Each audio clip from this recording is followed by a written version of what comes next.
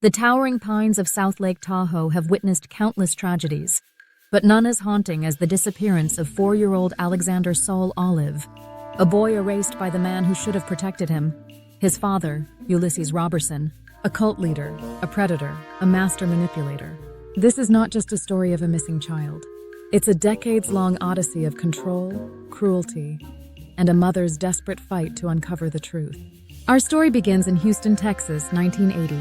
Judy Olive, a compassionate delivery room nurse, meets a man who introduces himself as Tony Rich and his sister, clients at her hospital. Charming and enigmatic, they invite Judy to their home for a free astrological reading, a seemingly harmless offer. But the forms they ask her to fill out are anything but ordinary.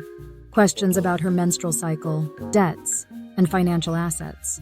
Questions designed to exploit, not enlighten.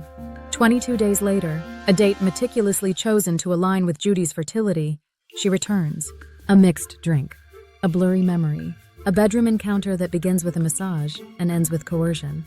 Judy, unknowingly, has just become the newest recruit in Ulysses Robertson's twisted vision.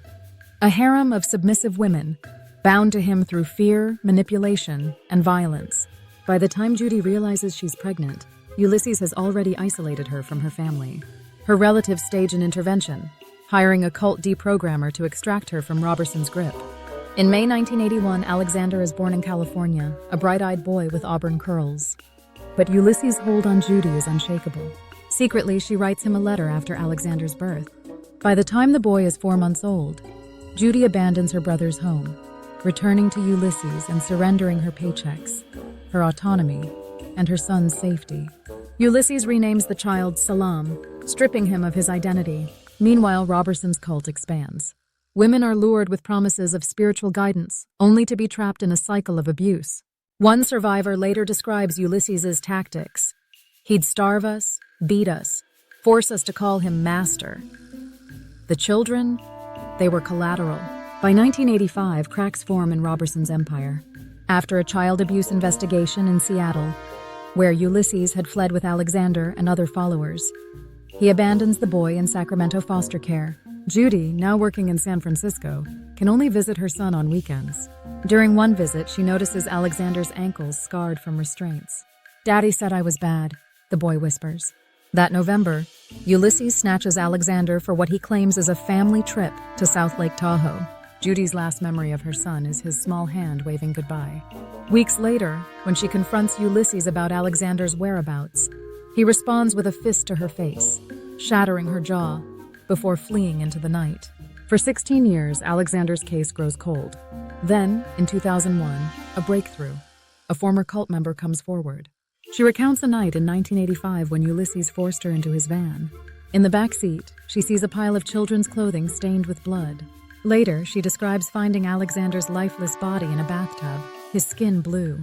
Ulysses said the demon was gone, she tells detectives. Authorities trace the blood-stained clothing to Robertson's van. DNA testing confirms the blood matches Alexander's. But without a body, prosecutors face an uphill battle.